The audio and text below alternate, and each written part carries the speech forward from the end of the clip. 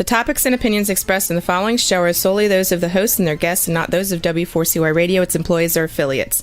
We make no recommendations or endorsements for radio show programs, services, or products mentioned on air or on our web. No liability, explicit or implied, shall be extended to W4CY Radio or its employees or affiliates. Any questions or comments should be directed to those show hosts. Thank you for choosing W4CY Radio.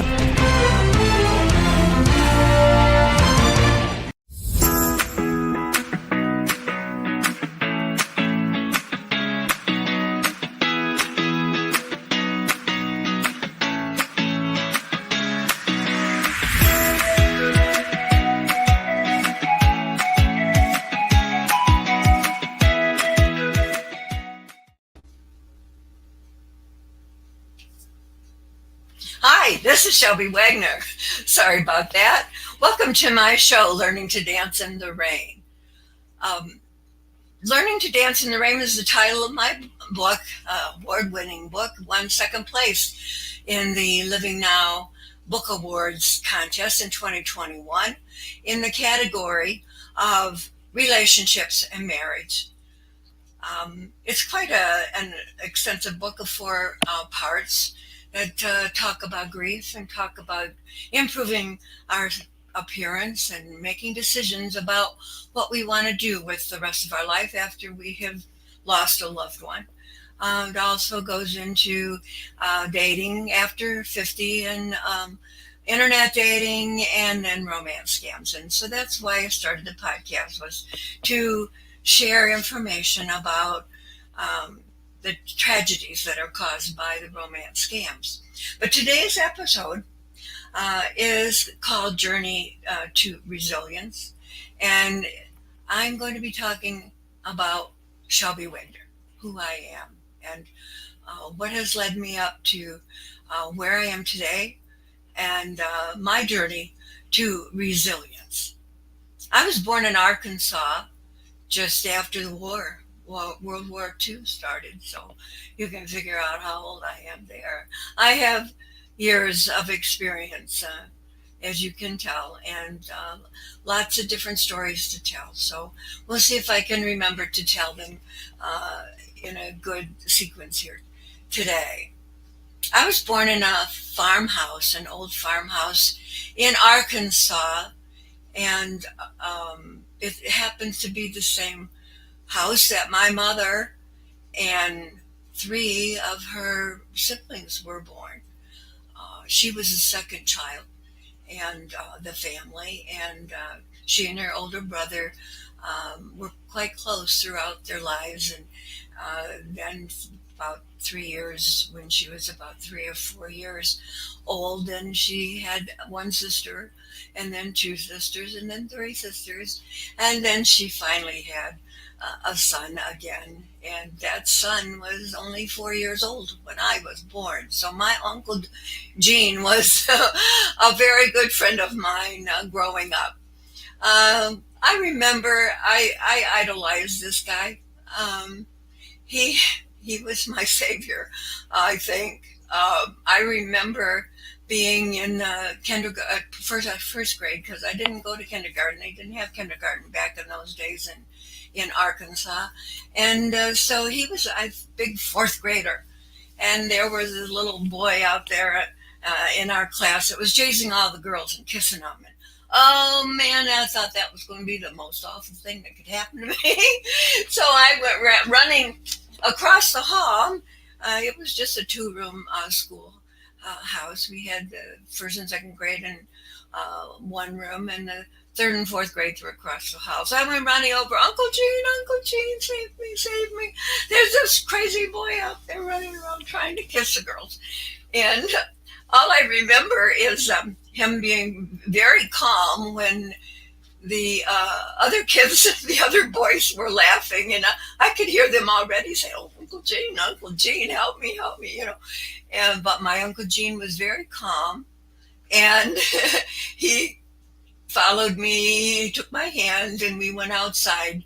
And I don't really remember what happened when we got outside, but he calmed me down. I was quite excitable, and a little afraid and whatever. But my Uncle Gene, now I realize he was resilient. He was reacting to a terrible situation, I thought, and handling it with calm and maturity by calming me down with that. So resilient, I guess I met that at an early age um, within that experience. But I don't know how many people have the honor of being born in the same house as their mom, but that was my story for that anyway. Well, we moved to Michigan when I was 8 or 9. My dad had been in the Marines, and when he came home, he built a house on a farm and tried farming. But farming is a very hard thing to do. And my dad planted cotton, and that he grew cotton, and he had some cows. We had chickens and so on. I remember my mother going outside and killing a chicken, wrenching her head off of the chicken, and then she would take the feathers out and whatever and cut it up. And oh man, she could cook chicken. I'll tell you, Southern cooking chicken was really, really good. Anyway, but when I was 8, we moved to Michigan, and I was in the 4th grade. I remembered the 4th grade quite because I went to 4 different schools that year. We had moved to Michigan in the summer with my brother, who was 7 years younger than me, and he was still a baby. So the 4 of us, I remember riding in that truck, going for a long, long ride, and then finally finding an apartment in Michigan, in Pontiac. It was the area, and so September came along, and they found another apartment so I could start school, and there. And then came Christmas time. My sister was due, and she was born on Christmas Day. So my mother at that time didn't trust hospitals in Michigan. She thought, sure, if she had the baby there, the baby might get exchanged with somebody else's baby, and she'd get the wrong baby. So, in just about the 1st of December, we headed back to Arkansas for a short visit, and that's when I went back to my school I had gone to in the 1st grade, in the Charlotte school system at that time.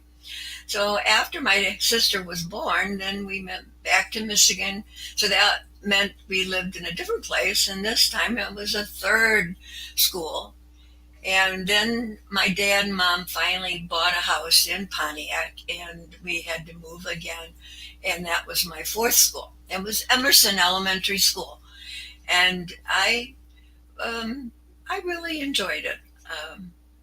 I remember a few little things from way back then, but I discovered even in later life that one of the things that I really don't like is to be blamed for something I didn't do.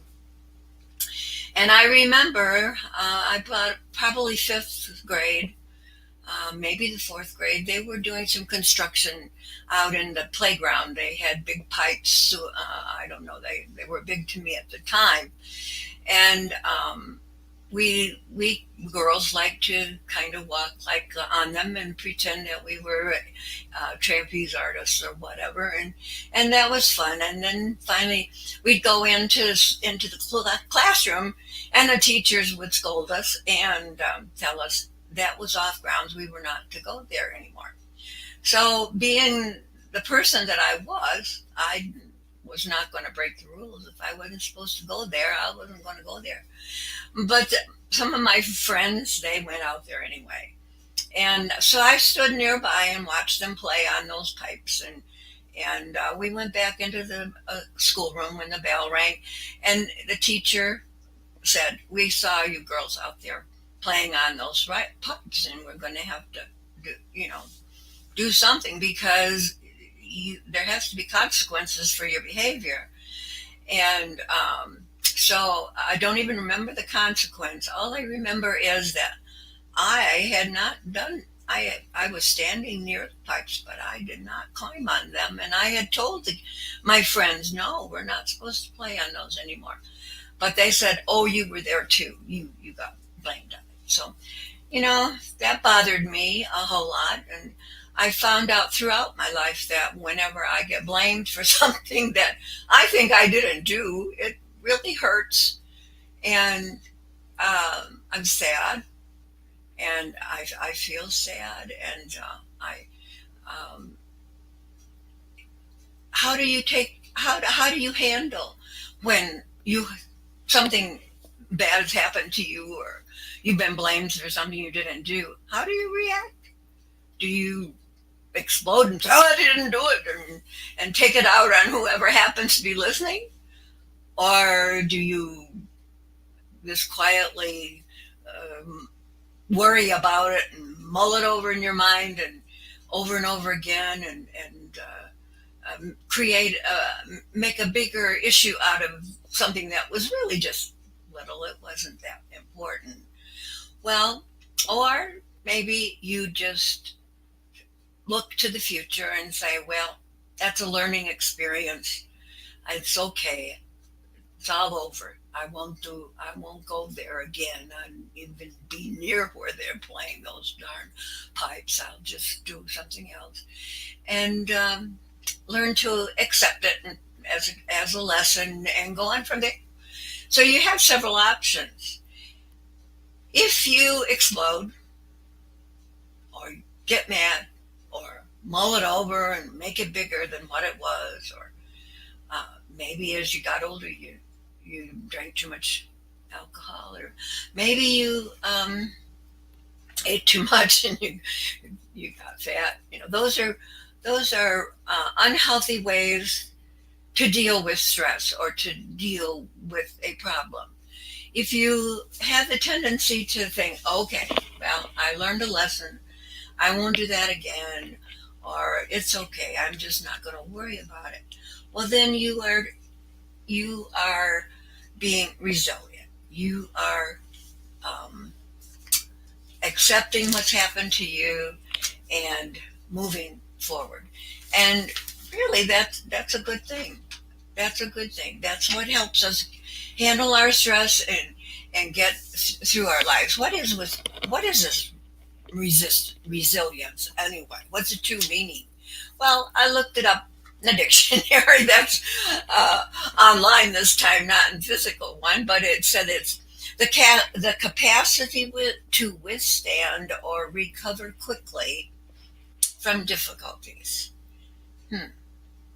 It's the process and outcome of successfully adapting to difficult or challenging life experiences, especially through mental, emotional, and behavioral flexibility, and adjust to internal demands.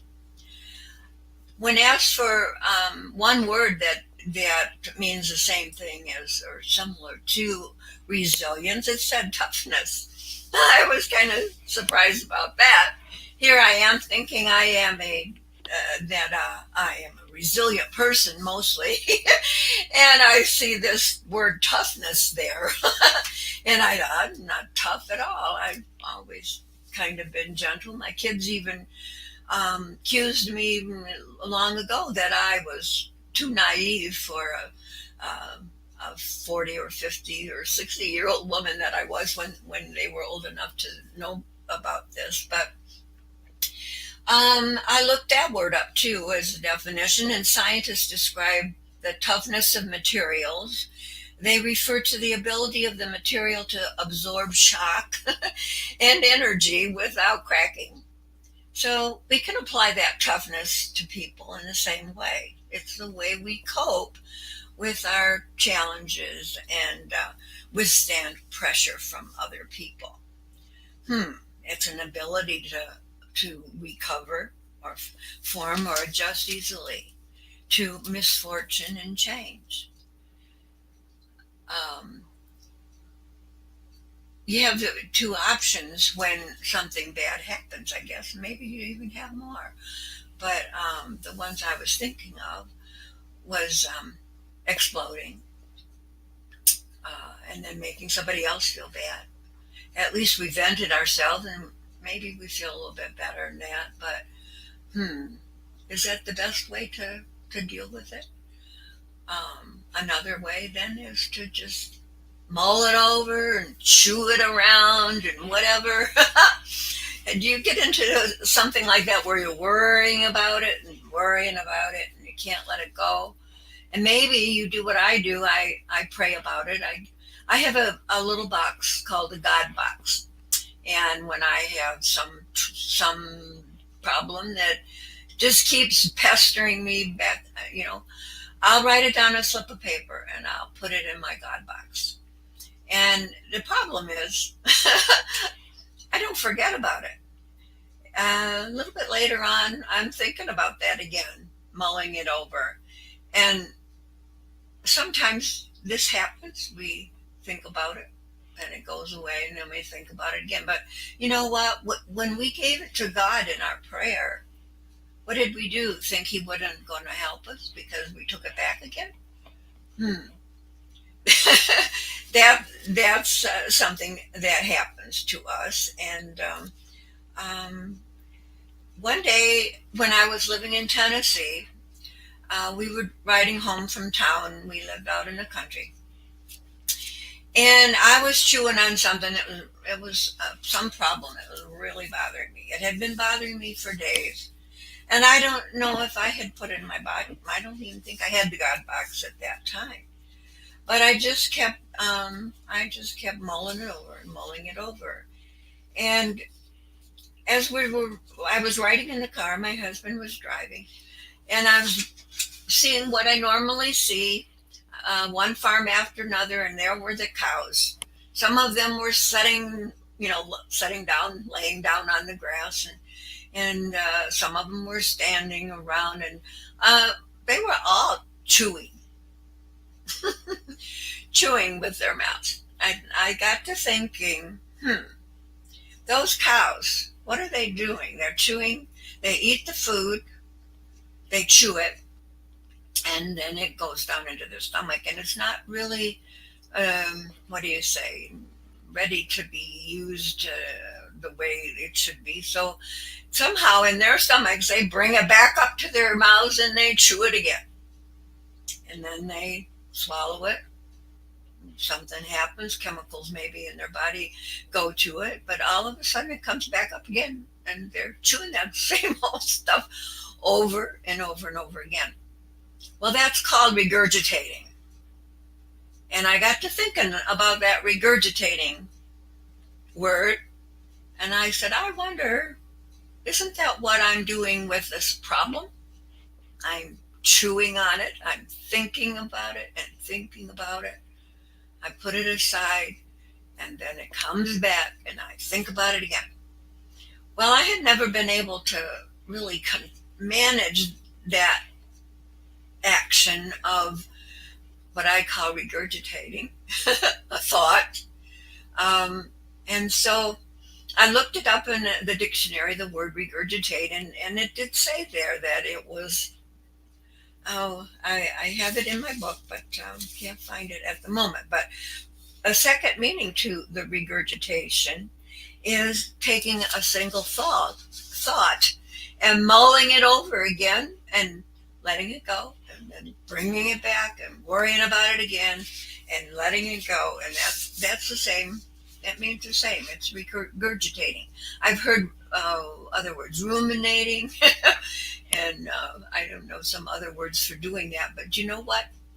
When I get to thinking, ever since that time, about 10 years ago, when I thought about that regurgitating, and I'm starting to worry about something and think about it too much, I write it down and put it in my God box. And if it comes back, I said, Shelby, stop regurgitating. And that brings up the image of the cows. And for some reason, it just works. And I stop thinking about it and I go on to the next thing. So I think that is one way of dealing with stress or dealing with a problem. And so that's being resilient. So I I've moved forward, and I try not to regurgitate anymore, um, as much as I used to. So I think that helped me a lot. Well, what if? I learned while I was studying about this that there's a study that says children are some children, they develop resilience very early, or the ability to overcome a handicap, or so on. Others don't, and so there's more study that's being done on children, because I think a lot of the children can become more resilient than we can in our age that we are now. I was very interested that there are three things that are evident in a resilient person. Acceptance, that's, I guess, accepting what happens to us. Purpose, if we have a purpose, a project that we're working on or something like that, or my purpose is to uh, get the word out about scams, and don't feed the animals. I mean criminals. I say, if that's about the only way this crime of pig butchering and romance scams and all these other scams is, if we just stop feeding them. People have to know, be educated about the scams, and then they can recognize them for what they are and say no and hang up the phone, or move on from that internet site, because we don't want to be scammed, and we don't want to lose our money.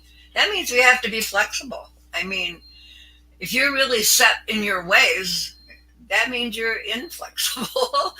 um, but change happens whether we want it to or not, and so it's important to be flexible, and to have a purpose.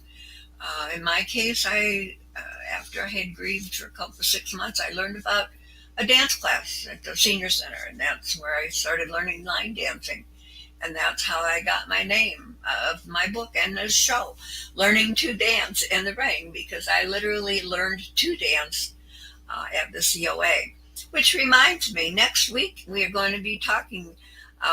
My guest is going to be Jerry Wright, and he is a veteran dance instructor. Used to teach for Arthur Murray. All my life, I wondered, well, where are those Arthur Murray studios so I can learn to dance? But I didn't have a partner anyway, so it didn't matter too much. But I have met a partner, Rick, and he loves to dance, and so I love to dance too. So the COA in Three Rivers started classes with Jerry teaching us. So next week, Jerry's going to come, and he's going to talk about dancing into life, or dancing is living, and I'm looking forward to that. So I wanted to say that before I forget it. One place said there are 7 pillars of strength to resilience, and so I'm going to read those to you. Optimism. I guess I'm very optimistic. Gets me in trouble sometimes. I kind of tie it in with my curiosity, because I'm too curious, and I know that gets me in trouble sometimes. Acceptance is accepting whatever has happened to us, and we can feel bad, we can deal with it however we have to, and then we move forward and forget about it or learn from it. So we think about solutions. We're solution orientated. That's another pillar. And breaking out of the mentality of a victim. If we think of being a victim too much, I mean, I felt awful that I had given money to a scammer. When I found out he was a scammer, I thought I'd get my money back. He said it was a loan. Well, you know where that goes. How many times do you give a loan to somebody that they forget all about it? Maybe they don't even stay as your friend anymore. or it, loaning money to even your family can cause hard feelings when it's not returned. And that. How about a success network? All right, after my husband died in 16, I moved back to Michigan to be closer to my daughter and help because I was getting older, and who knows what help I needed. But I had no friends other than the family members of my son-in-law. I met a few people at church, but not close ones. Not I hadn't found anybody that wanted to go to the movies with me, or out to lunch or anything like that. So I have to build. You have to have friends. You have to get out and talk to people. And there are a lot. Sitting there, I would go to the singles dances that are around and popular in my area, and all these people, a lot of these men, they go and they just sit there, and they don't ask. They talk to people, but they don't dance, and they probably feel like they can't dance. And I know I've had a lot of men tell me, "Oh, I don't dance very well," but they dance with me, and you know what? I thought they danced just fine, and I told them so. I said, "Well, you're a good dancer. Well, you should feel better about yourself." But anyway, getting active in something and thinking, planning for a positive future. You have to have a project going, and these are all pillars, both pillars of resilience, a positive resilience. And the seventh one I saw is self-reflection. And in my book, I kind of cover all of those. In my book, Learning to Dance in the Rain, I cover all of those. It says that the subtitle is Surviving Grief, Internet Dating, and Romance Scams. You could say surviving romance scams, surviving internet dating, and surviving grief. I hope that people would put that. But it's about all of those three things. And actually, the book is giving information about the scams to help people learn and recognize a scam when it's happening to you.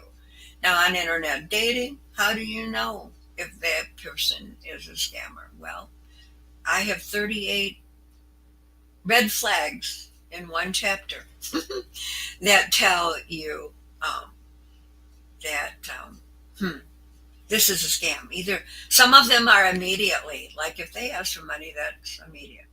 There are several others that, well, you kind of apply them. If there's three of those shows up, then you can think that, okay, that's probably about the truth. But I'm not here to talk about that today. I just wanted to point out the fact that my book does help you to be resilient, help you to learn to be resilient. And education is part of that deal. So, well, let's get back to Shelby. Let's see.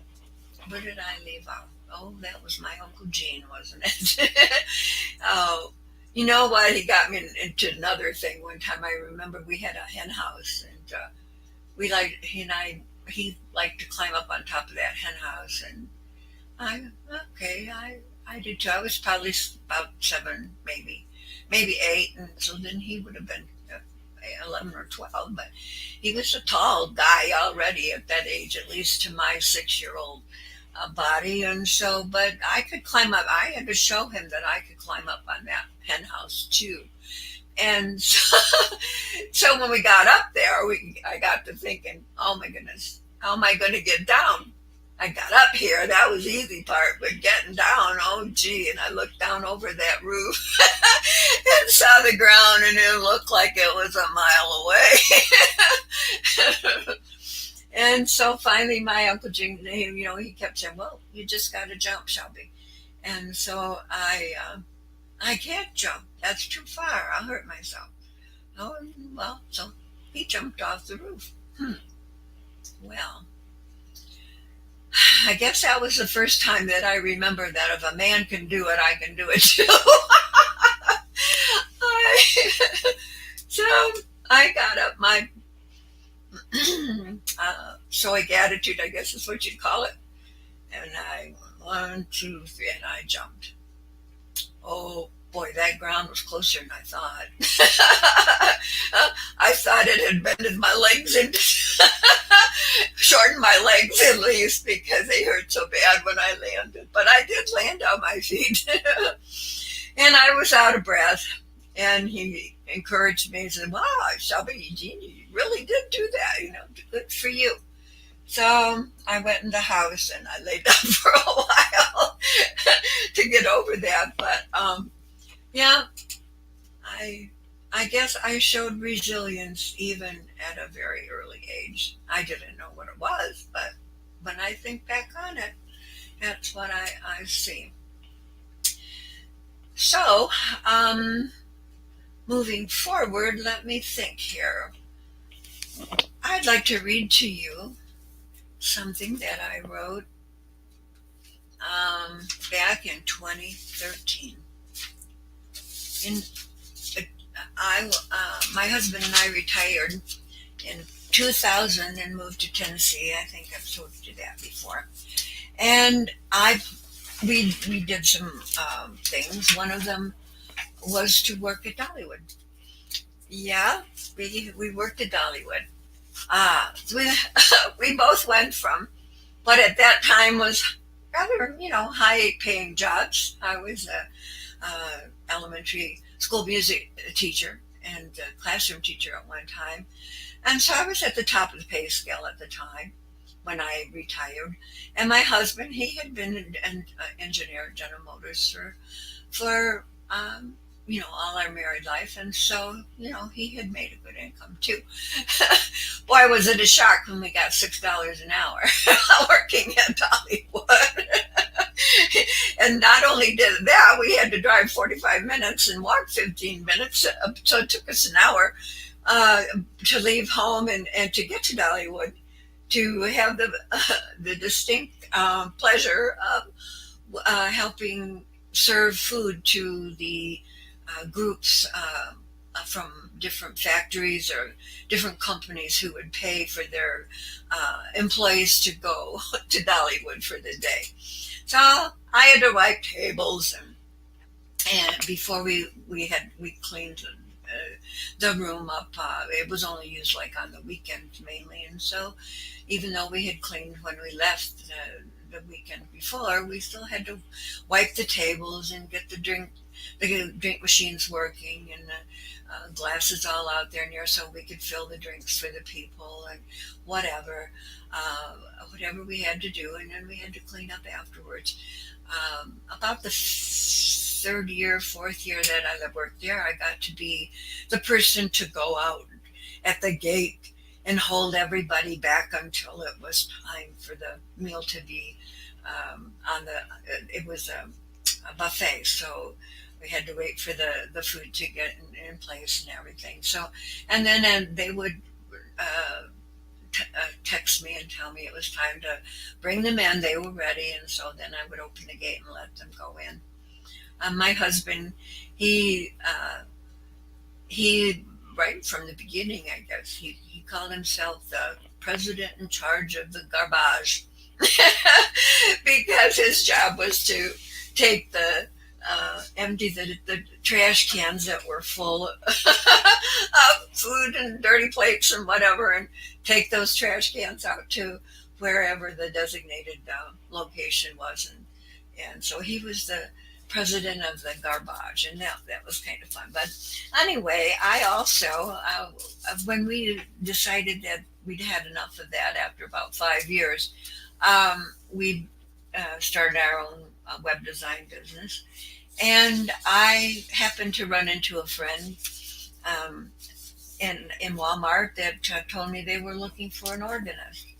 And I said, "Oh, really?" She says, "Yeah, we pay $50 a service." Well, in Michigan, I had gotten $100 per service, but I was in Middle or East Tennessee, and So I knew. So I said, gee, do you think maybe I'd be interested? And so she told the choir director who called me, and they already knew my talent because I had played free, for another church, and they had, so I was pretty well known, or a little bit anyway, in that area. So I got this job as a church organist. And later on, the last 2 years, I was also their secretary. So I've got a wide range of things to do. But here's here's what I wrote on Christmas Eve, um, because I believe this explains another incident in which um, I think about the time that I saw the cows regurgitating this when I came up with that story. But here was the best Christmas ever.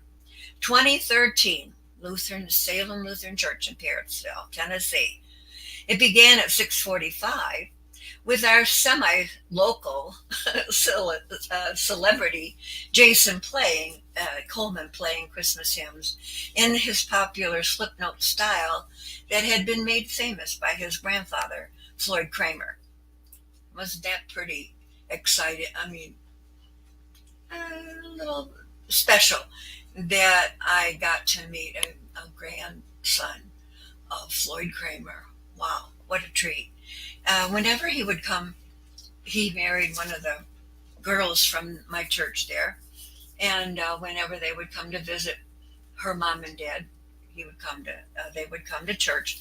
And my choir director says, "Is it okay if Jason plays for the offertory today?" And oh boy, you bet I sure love to hear him play. But anyway, this was a Christmas Eve that Jason was in Parrotsville, and so we both played that night. It was quite a lot of fun.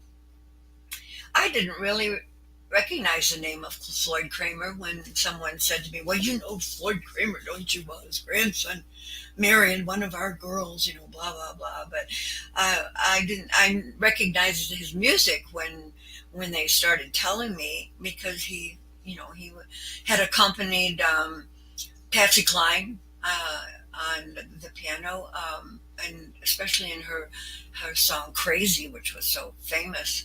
But he also played for Elvis Presley and Johnny Cash and the Everly Brothers, and I don't know who all, but he was quite famous. So Jason had just completed his Floyd Kramer Legacy Tour around the USA, and had accumulated all of these friends in Parrotsville because of his marriage to one of the girls. But this night at 7 o'clock, our pastor stood up to give the welcome, and he says, "Let us begin with a prelude." Tonight's prelude would be a surprise to almost everyone attending the service, because my most famous piano student, Christopher Bell, was playing a duet with me on the organ. We played a medley of two songs, one on Silent Night and the other one Caroling, Caroling. And our performance was pretty good, despite the fact that he had gotten nerves. And when we finished, Chris and I exit the organ bench so I can move to the director's spot in the center aisle. The adult choir also rises and moves to their place on the steps in the altar area, and they are going to be singing to the accompaniment track, the first anthem, which was "Come and Joy." This was my first time as as a choir director in the Salem church, because their choir director had had surgery and had asked me to fill her spot that night. The choir sang very well this spirited opening anthem, and everybody was already uplifted and in the mood for Christmas. The service was of lessons and carols, and it is the story of Christmas read from the Bible, with Advent hymns put away, and the Christmas hymns in their place. So we were excited. Pastor had a short sermon in the middle of the service and told us a story about a mother who exclaimed, "This is the best Christmas ever." And her family would always remind her that she said that every year. I remember that story because I too have always said, "Oh, this was the best Christmas ever." And I probably said it every single year because I love Christmas, as I told you earlier. But um, anyway, that was good. The service continued with the offertory, and I had to direct the choir again in a calypso lullaby. It was a live piano accompaniment and pastors, and a difficult one actually. But it just so happened that the pastor's daughter was visiting from Charlotte, North Carolina. And so I had sent her the music and she had practiced it. For communion, um, Janice uh, relinquished the piano bench to Jason Coleman, and he played several Christmas carols, and then he stopped to partake of the elements. When he stopped, then I picked up on the organ and played while the rest of the Lutherans take communion kneeling at the altar rail. It took about 30 to 40 minutes that night because there were over 100 people present, and each person that could would get up and walk towards the rail and take the sacraments, and then they would exit, and then the next set of 10 or 12 people would come. So that's why it took so long. But anyway, we were playing when this congregation. Uh, After the communion, Jason began a fancy introduction for Silent Night, and the ushers turned off the lights, and candles were lit one by one, passing one light to the next person. And when the congregation began to sing, we had the organ, the flute, and the violin also um, play. The sound is incredibly beautiful, and tears fill my eyes as I feel overcome with the beauty of it all. And I say, "Shelby, hold it together, pal. You're not done yet." Next, Jason played "Oh Holy Night," and oh, what a wow moment.